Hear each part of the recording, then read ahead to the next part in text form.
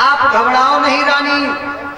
तो रानी सुनीति ने एक बात कही कि महाराज अब मेरे तो कोई संतान होने वाली नहीं है, अगर आप बुरा ना माने तो एक बात कहें। तो महाराज उत्तानपाद बोले हैं कि रानी हमने कभी भी तुम्हारी बात का बुरा माना है, आप कहो क्या कहना चाहती हैं। तो रानी सुनीति हाथ जोड़ करके बोली है कि महाराज आप अपनी दूसरी शादी कर लो, और जब दूसरी शादी आप कर लेंगे, जो वो बहन रानी बन के आएगी उसके द्वारा कोई संतान पैदा होगी तो महाराज आपका नाम चल जाएगा। तो महाराज उत्तानपाद बोले रानी क्या कह रही हो, दूसरी शादी? दूसरी शादी हम नहीं करेंगे। क्यों? दूसरी शादी हम इसलिए नहीं करेंगे रानी, तुम नहीं जानती, जिनकी दो दो शादियां होती हैं उनके घर की बर्बादी हो जाती है। और महाराज उत्तानपाद समझाए के बोले रानी, महाराज बोले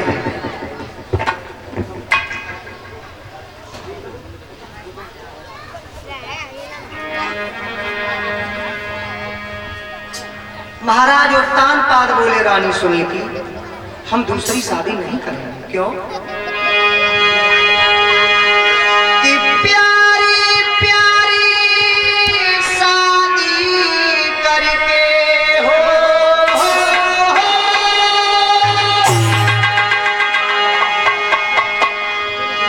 प्यारी प्यारी शादी करके और जीवन भर ना शादी होगी, घर की तो आबादी होगी पर तेरी बर्बादी।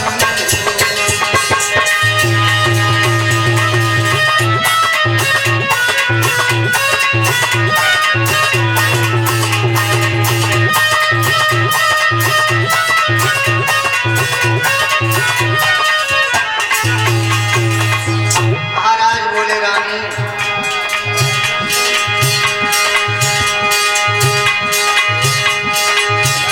जिस घर में दो नारी होती हो,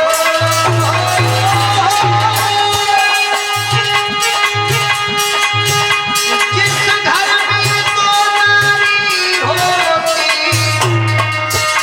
उसमें दो नारी बहती है,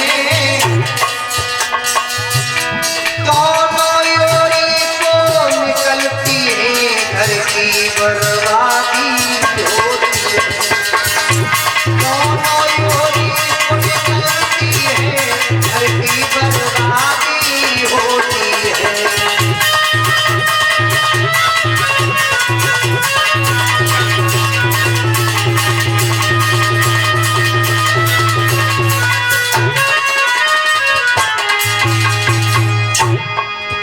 महाराज उत्तानपाद बोले रानी उस खेत में पैदावार नहीं जिसमें कि काच हो जाता है, जिस घर में हो दो दो नारी हर तरह नाश हो जाता है, जिस घर में हो दो दो नारी हर तरह नाश हो जाता है।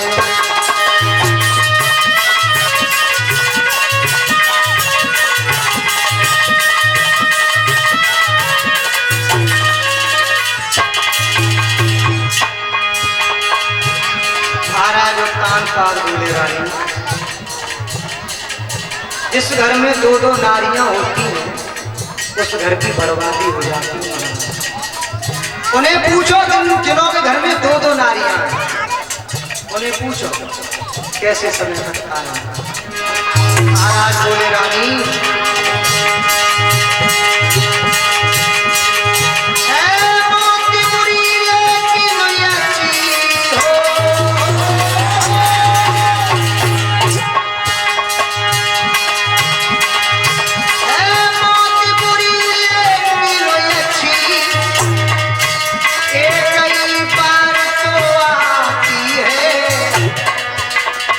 सौ गुनी बुरी छाती दिन रात जताती है। मौत से सौ गुनी बुरी छाती दिन रात जताती है। मौत से सौ गुनी बुरी छाती दिन रात जताती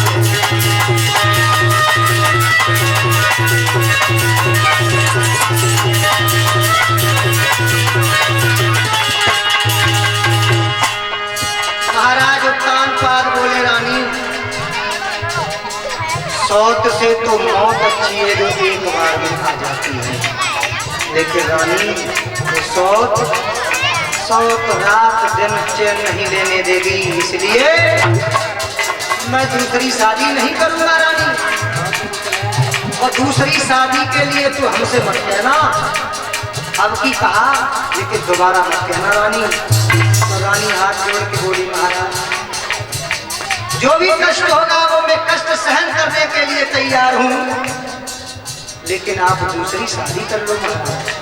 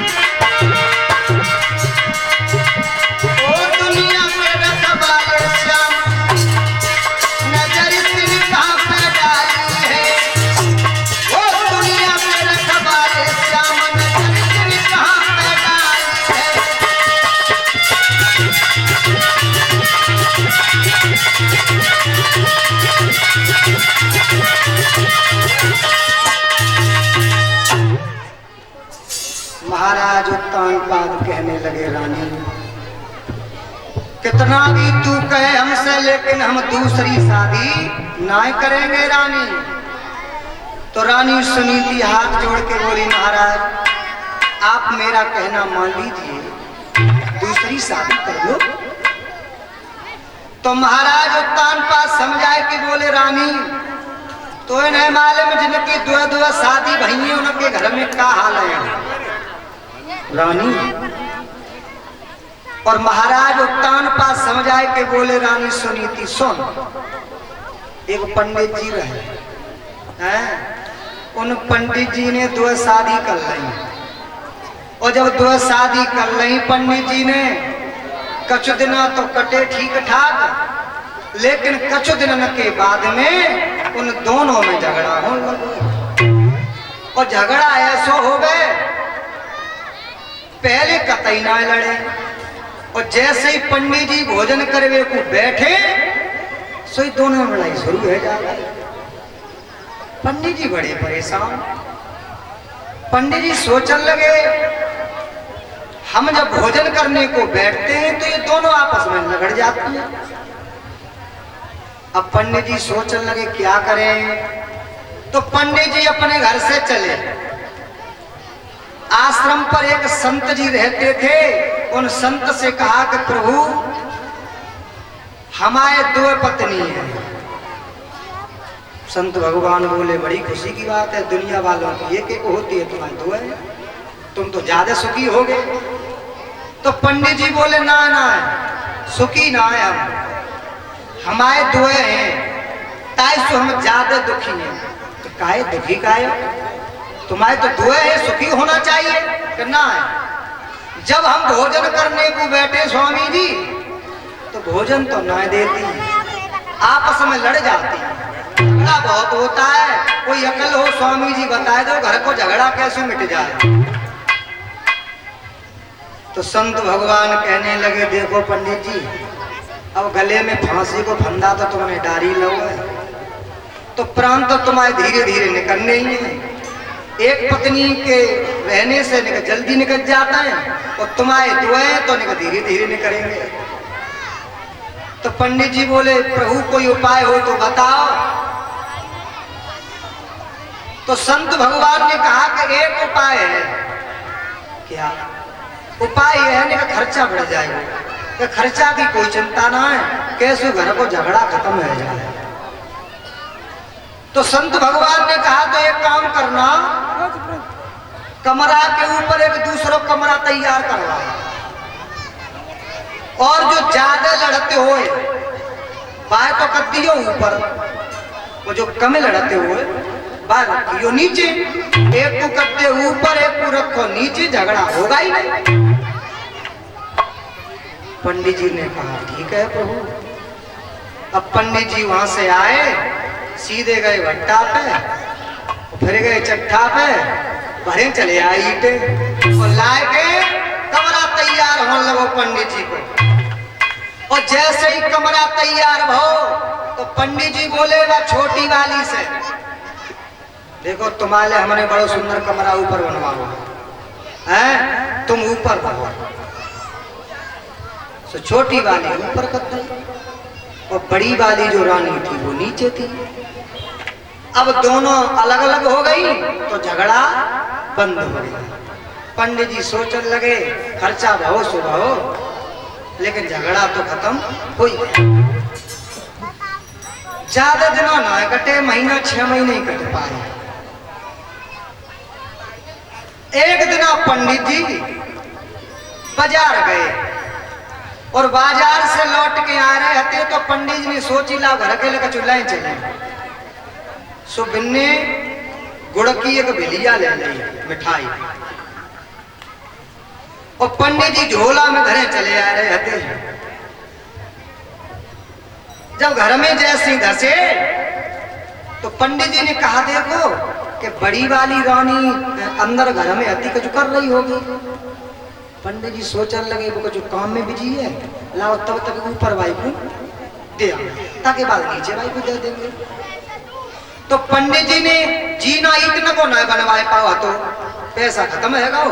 सुबह बांसन वाली सिड्डी बना के रख ली थी पंडित जी ने।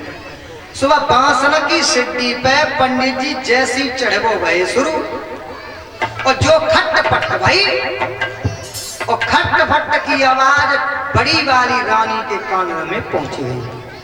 बान जैसी बाहर निकल के देखो सोचने लगी पंडित जी चुपचाप ऊपर जा रहे हैं, और थैला में कछु है। सुबह भाग के आई, बाने आए के पंडित जी को नीचे से पैर पकड़ लो। पंडित जी क्या थैला में कहा है, पहले जाए हमें दे जाओ, जाओ मैं तंते बाकी बाद ऊपर जाइयो। सो पंडित जी बोले ठीक है, तो पैर छोड़ दे, हम नीचे आए रहे। जो पंडित जी ने कही कि हम नीचे आए रहे हैं, तब तक ऊपर वाली ने सुन ली, और बाने दौड़ के देखा, बाने कही पंडित जी आ रहे थे मेरे पास, लेकिन जी आन नहीं दे रही। सुब्बू भागी, पानी क्या किया, जैसे ही दौड़ी पंडित जी ने नीचे को जैसे पैर रखो, सो जल्दबाजी में कछु हाथ में ना आओ, पंडित जी की बहुत बड़ी चुटिया रहे, सो जल्दबाजी में वो चुटिया हाथ में, और जो चोटी हाथ में आई सो ऊपर वाली बोली कि पहले ऊपर आओ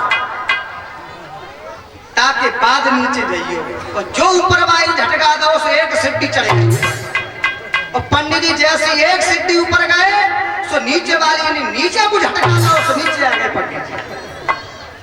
अब पंडित जी को बात सीढ़ी पे आरो सो चल रहा है, ऊपर को खींच रही है एक नीचे को खींच रही। पंडित जी बोले अरे ऊपर वाली भाग्यवान तू छोड़ दे, अरे छोड़ दे। ऊपर वाली बोली ना पहले इतने आओ जाओ में क्या है पहले हमें दे जाओ। तो पंडित जी बोले बड़ी रानी तू छोड़ दे, अरे तू छोड़ दे। बड़ी रानी बोली ना पहले नीचे आओ। अब पंडित जी की खेचातानी शुरू हुई, ऊपर वाई के ऊपर कुआओ, नीचे वाई के नीचे कुआओ। अब पंडित जी को आरो से चल रहा हो, लेकिन चुटिया कब तक दम लगाती।